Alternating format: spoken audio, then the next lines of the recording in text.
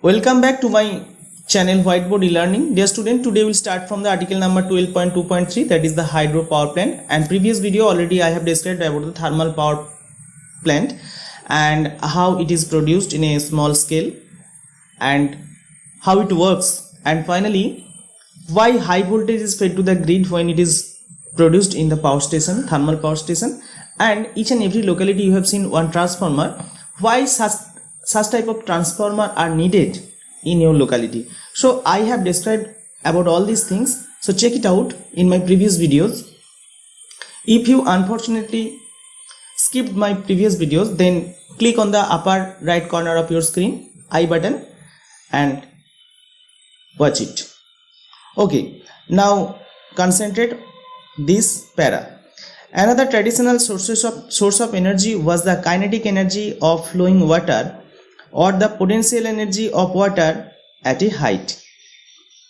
You know, when some bodies are kept in a height from the reference level, then what will happen? We have any bodies kept at a height from the reference level, then it will acquire some energy. That energy is known as the potential energy, and the expression is P E is equal to mg h, where m is the mass of the body, g is the acceleration due to gravity, and h is the height. So that's why it is written potential energy of water at a height. Hydropower plants convert the potential energy of falling water into electricity.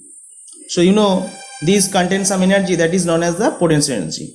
Since there are very few waterfalls which could be used as a source of potential energy, hydropower plants are associated with dams. In the last century, a large number of dams are built all over the world. As we can see from figure number 14.1, you can see figure number 14.1, this figure, this is the figure.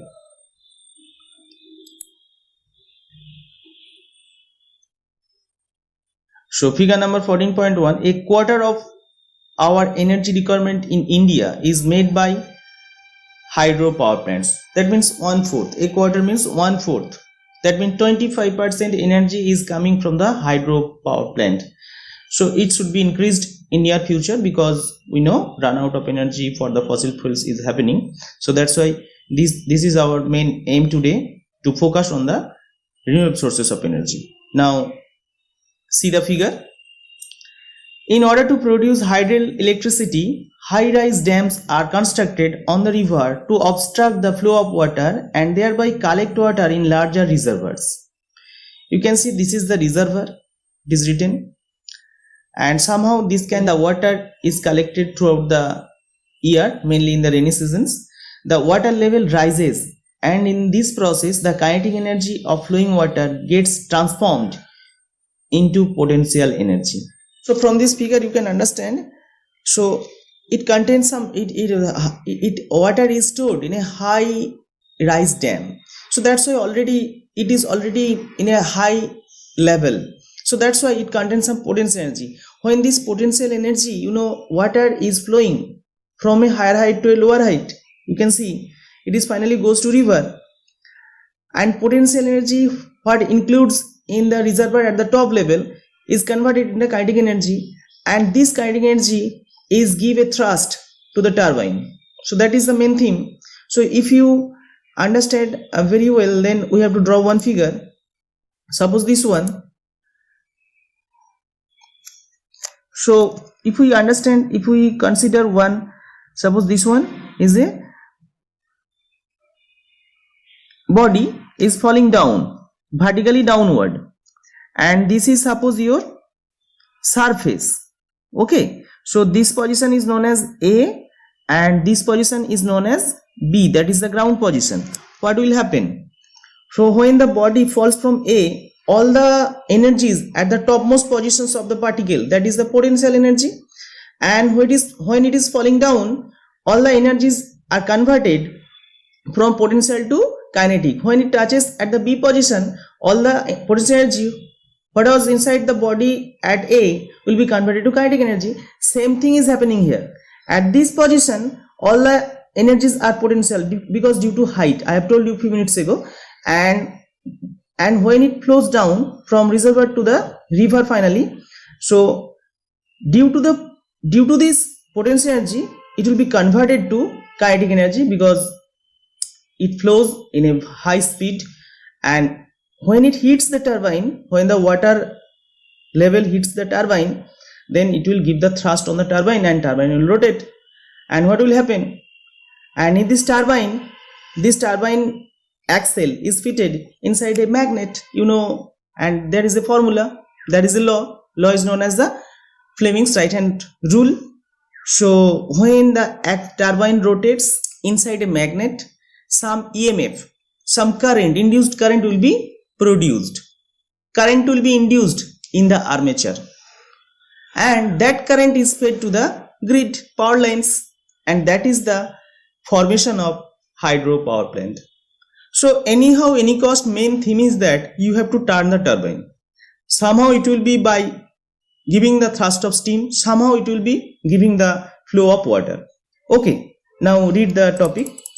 So the water level rises, and in this process the kinetic energy of the flowing water gets transformed into potential energy. So it will be some converted, it will be from potential to kinetic, I think so. The water from the high level in the dam is carried through the pipes to the turbine. At the bottom of the dam, since the water in the reservoir would be refilled each time it rains, hydropower is a renewable source of energy, I have told you. We would not have to worry about hydroelectricity sources getting used up by the way fossil fuels will get finished one day.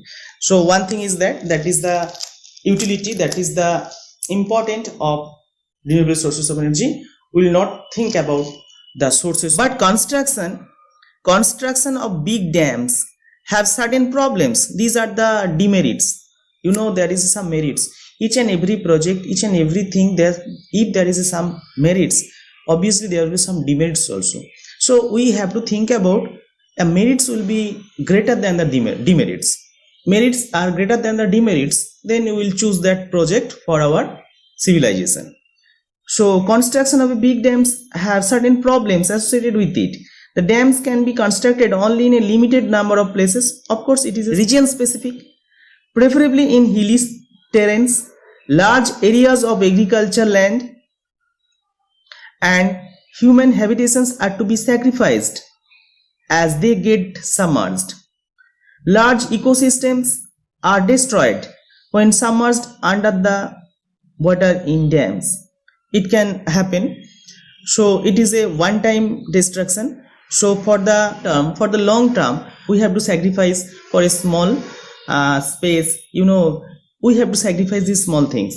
The vegetation which is submerged rots under anaerobic condition and give rise to large amounts of methane, which is also a greenhouse gas. Methane is a greenhouse gas, carbon dioxide also a greenhouse gas. So it creates the problem of satisfactory rehabilitation or displaced people.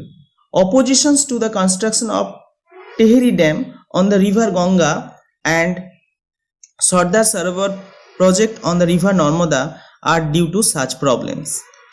So there will be some problems of rehabilitation or such type of methane will be produced in the reservoir due to the rotting of different leaves, flora and fauna of the water. So whatever may be, after a long run we get a renewable sources of energy, and one time investment will be there. First of all, we have to build it up, and first time investment is large. So if you have made this reservoir once, then you will get the benefit each and every year. So that's why hydro power plant is a alternative sources of energy. We can use this energy for our civilization instead of fossil fuel. Thank you for watching my video. If you like the video, don't forget to subscribe my channel.